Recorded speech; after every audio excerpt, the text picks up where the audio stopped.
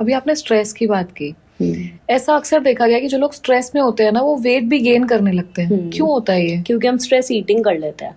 क्या होता है स्ट्रेस ईटिंग? मतलब क्या है कि लेट्स सपोज आज मेरा मूड ठीक नहीं है, ठीक है, एक तो मन होता है कि बाहर चले जाएं कहीं अपने आप को चेंज करने के लिए।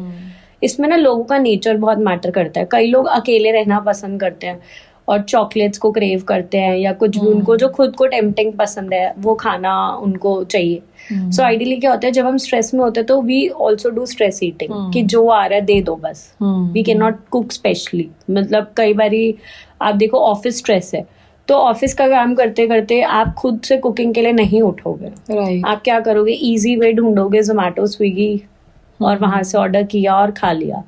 एट द एंड टाइमिंग उतना ही लगेगा। करेक्ट। जितनी देर आप आधा घंटा उसका वेट कर रहे हो, उतनी देर में 5 to 10 मिनट्स में आप घर पे भी कुछ बना के खा सकते हो। बट अगेन आपका बॉडी क्या डिमांड करे कि मुझे कुछ बाहर का खाना है। सो आइडियली ये रीजन होता है कि स्ट्रेस के अंदर स्ट्रेस ईटिंग हो जाती है।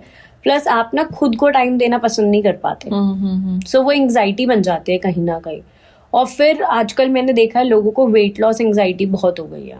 मतलब लाइक वेट गेन एंग्जाइटी, कि हमारा गेन हो जा रहा है। क्या इसकी वजह से भी वेट और गेन होता है? यस, एग्जैक्टली होता है। क्योंकि जब जितना ज्यादा स्ट्रेस है उतना नींद कम हो जाती है, आप ओवर थिंक ज्यादा करते हो।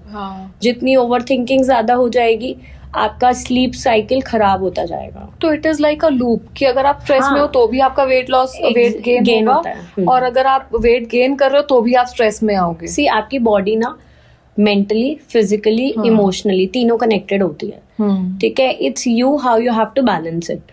करेक्ट। ठीक है, अगर आप उसको डिसिप्लिन लाइफस्टाइल से चलोगे तो ये तीनों चीजें आपके अंडर कंट्रोल्ड रहेंगी। ठीक है, अगर आप खाना अपनी कैलोरीज से भी कम खाते हो, लेट्स सपोज आपको 1300 कैलोरीज खानी चाहिए, आप 1000 कैलोरीज खा रहे हो, तो भी आप इरिटेटेड रहते हो। रीजन बीइंग आप स्टार्व कर रहे हो फॉर वेट लॉस।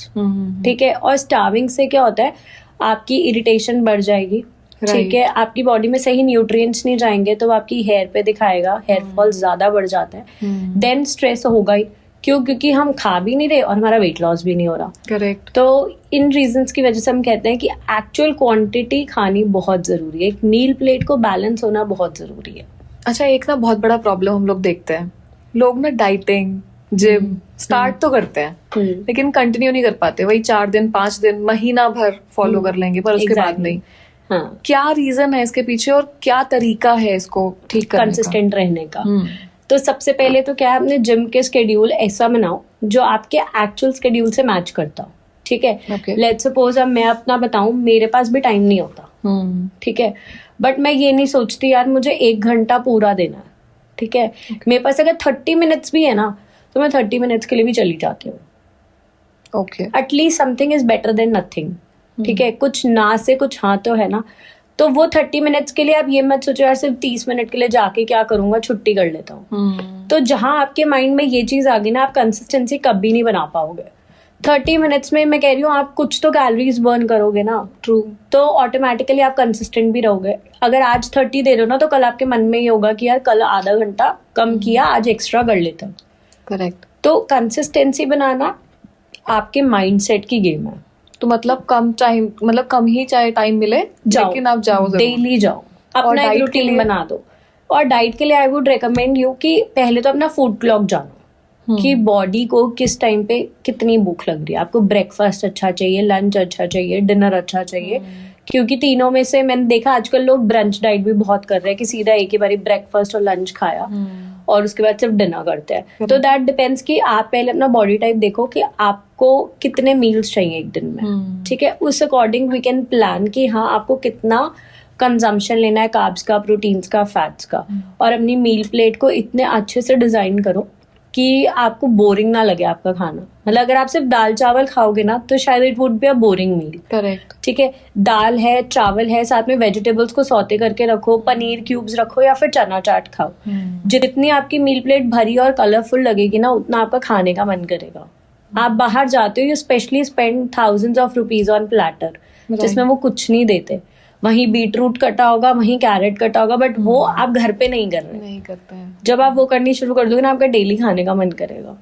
लेकिन अभी जैसे आपने बोला कि हम लोग अपनी साइकिल को समझें कि क्या एग्जैक्टली हमारी बॉडी कब क्या डिमांड कर रही है, बट मैंने ना बहुत लोगों के मुंह से सुना है कि कभी वो कहते हैं कि आपको थोड़े थोड़े पोर्शन में बार बार खाना खाते रहना चाहिए, चाहिए, हाँ। आफ्टर एवरी 2 आवर्स आपको गैप में लेना है। और कुछ लोग कहते हैं कि 1 meal a day is okay. ठीक है, तो एग्जैक्टली है क्या, सही क्या है? See, 1 meal a day is never okay. Reason being, आप एक टाइम खा रहे हो, आप सोचो कि एक तरीके से आप बाकी पूरा इंटायर डे फास्टिंग पे निकाल रहे हो, ठीक है। जितना फास्टिंग आवर्स बढ़ा लोगे ना, आपका वेट लॉस तो हो जाएगा, बट अगेन बॉडी में वीकनेस भी फील होती है। आप कई लोगों को देखोगे, कईयों का ना वेट लॉस हो जाता है, बट अगेन फेस पे चार्म नहीं रहता।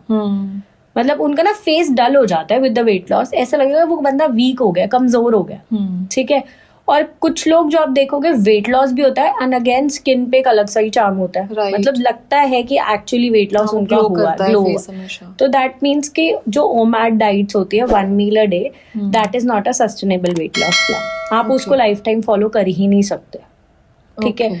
तो आपकी लो इन एनर्जी हो जाती है, लो इन न्यूट्रिएंट्स हो जाते हैं, जिसकी वजह से या तो आप ऐसा हो एक मील में इतना कुछ खा लो जो आपके पूरे दिन की रिक्वायरमेंट फुलफिल करे। पर क्या वो ठीक है बॉडी के लिए? सी आइडली वी डोंट रेकमेंड, मैं तो नहीं रेकमेंड करती। बाकी आई एम लुकिंग पीपल कर रहे हैं आजकल बहुत लोग, तो बट उसके बाद वो प्रोटीन शेक्स वगैरह पी के अपनी क्वांटिटी को बैलेंस कर लेते हैं। Okay, but in normal routine हम रेकमेंड नहीं करते। We always go for sustainable weight loss plan जहाँ ब्रेकफास्ट लंच डिनर हो, maximum we give you brunch diet. Okay, intermittent fasting भी हम सबको नहीं देते because everyone is not meant for intermittent fasting. ये जो फास्टिंग मतलब एक तरीके से ना, ये तो लोगों ने फैशन सा बना दिया आजकल। एग्जैक्टली, हाँ। तो ये एक्चुअली मतलब कितना हेल्थ को हमारे अफेक्ट करती है, specially intermittent fasting? Intermittent fasting के एज सच कोई नुकसान नहीं है, okay, unless and until you are doing it correctly, वो ठीक है। या तो आप उसकी विंडो को लाइफ टाइम फॉलो करो, ठीक है। अदरवाइज अगर आप लाइफ टाइम फॉलो नहीं कर पाते, make sure till the time you lose your weight, आप उस चीज को बैलेंस करके रखो फॉर द नेक्स्ट टाइम कि आपका वेट गेन ना हो after living intermittent fasting. Thank you so much इस क्लिप को एंड तक देखने के लिए। अगर आप ऐसे और भी क्लिप्स देखना चाहते हैं तो अभी हमारे चैनल आरुषि विद क्लिप्स को सब्सक्राइब कर लीजिए, और अगर इस क्लिप के पूरे एपिसोड को आप देखना चाहते हैं तो प्लीज विजिट कीजिए हमारे दूसरे चैनल पॉडकास्ट विद आशी को।